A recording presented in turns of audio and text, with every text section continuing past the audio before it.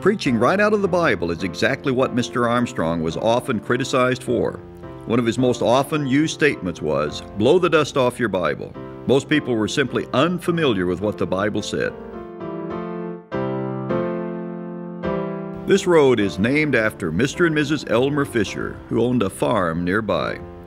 Mr. Fisher was a school board member and had asked Mr. Armstrong to hold a public preaching campaign in the one-room Furbutte schoolhouse, located 8 miles west of Eugene. So for the next 6 weeks in 1933, while Loma and his children were living in Salem, Mr. Armstrong stayed with the Fishers as a guest in their home. The Furbutte School no longer exists. A lake now fills the area where it stood. When he had no car, Mr. Armstrong would often walk this road, Bible and notes in hand, on his way to the Furbutte meetings. His early day evangelism was done by walking from the Fisher home. A man once stopped Mr. Armstrong along this road near the Furbutte School and warned him, "You won't get very far. You're preaching the straight truth of the Bible. That offends people.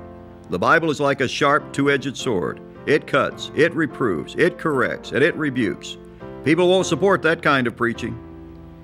Well, the man wasn't entirely right, as Mr. Armstrong did find supporters, but he was right about offending.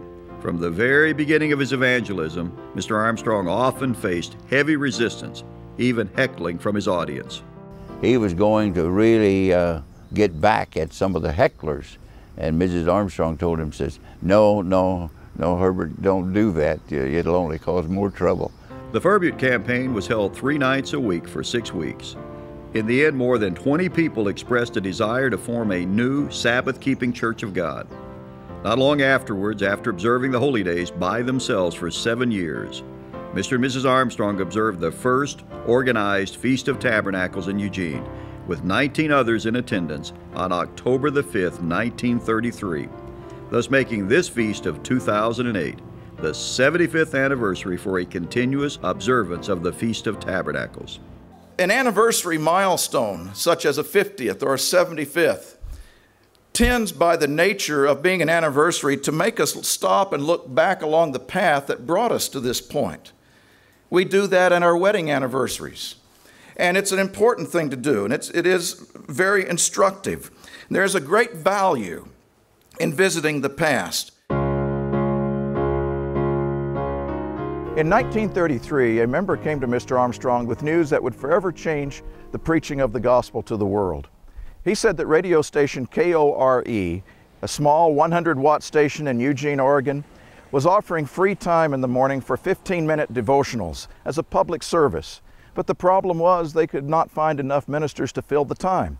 Mr. Armstrong immediately went to the radio station manager who offered him that slot, and on October the 9th, 1933, he made his very first radio broadcast. Here is Herbert W. Armstrong from a later KORE program. And so again today, my friends, I want you to notice first Jesus' Olivet prophecy found in the 24th chapter of the book of Matthew. Matthew 24.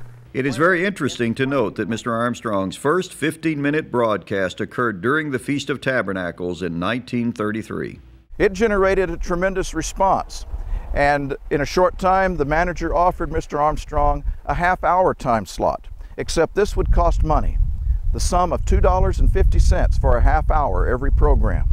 Well, at that time, $2.50 was an immense amount of money. The Depression era time meant that times were tight and money was hard to come by. But 8 members in the area pledged that they would make donations every month to pay for the program. But their pledges only totaled $6.50 for a program that would cost $10 for a month's worth of Sunday programming. So nevertheless, they stepped out in faith, and on the first Sunday in January 1934, the World Tomorrow broadcast was aired in a half-hour format. And from then on, it grew and expanded and multiplied around the world.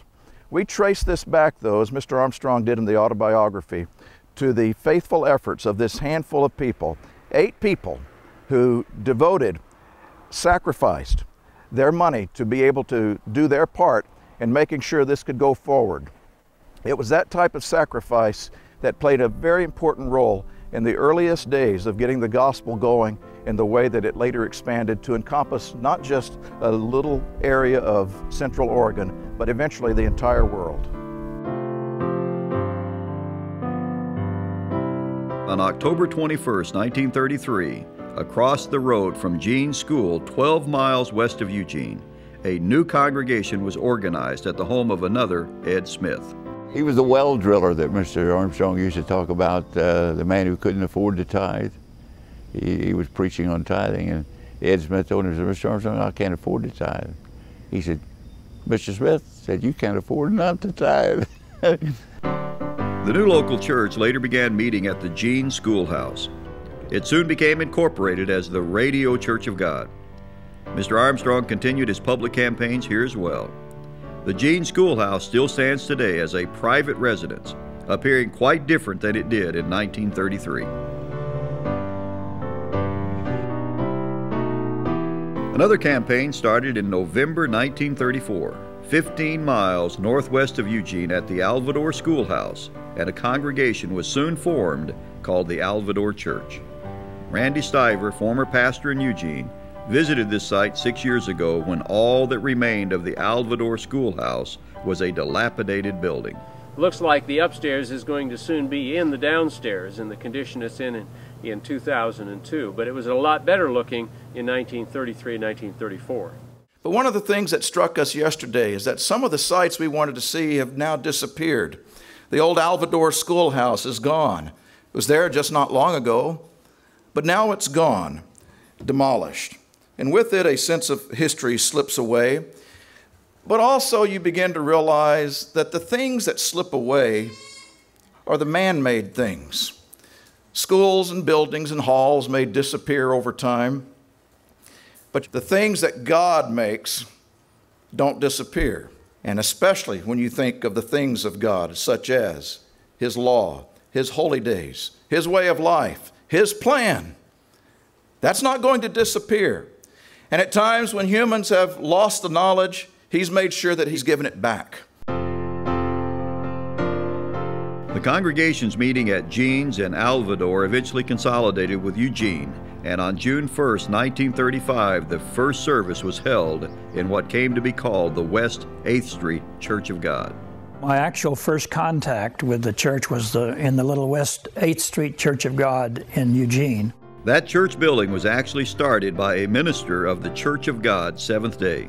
He didn't finish it, and he was living in it unfinished instead of having church in it because he couldn't pay for it. And he had to let it go because of finances, and Mr. Armstrong and the church there in Eugene bought that from him. And then they designed the pews that went in it and finished the church. Their services were fairly much like we have today. They had songs at the beginning and then prayer and a message. In those early days, Mr. Armstrong maintained a close association with the Church of God Seventh Day and continued preaching in their churches for many years. One of the areas where they met was the Scrabble Hill Church. The structure behind me, which is currently a residence, was originally built in 1940 by the Church of God Seventh Day near Jefferson, Oregon. Mr. Armstrong lived in Eugene, but he came and preached here on a regular basis for some 10 years, even after moving to Pasadena. Other ministers would also come up from Pasadena over the years to speak to the members here as well. I did attend the Church of God Seventh Day in Scrabble Hill Church. In fact, we go clear back to my granddad was a Seventh Day Church of God keeper in Oklahoma. I did not attend in Eugene because we were working up in Jefferson for part of the summer, and so we had to either attend the Seventh-day Church of God services or not go to church because we didn't have vehicles. And so Mr. Armstrong said, we'll just go to the little Scrabble Hill Church of God in Jefferson, and so we went for a few weeks. The Feast of Tabernacles was held in the West 8th Street Church for a number of years, but it wasn't until 1945, 19 years after Mr. and Mrs. Armstrong began to observe the holy days, that God revealed to them the real meaning and purpose of the feast. For the first time, Mr. Armstrong also understood the meaning of staying in temporary dwellings during the feast and the value of having an environment suitable for picturing the millennium.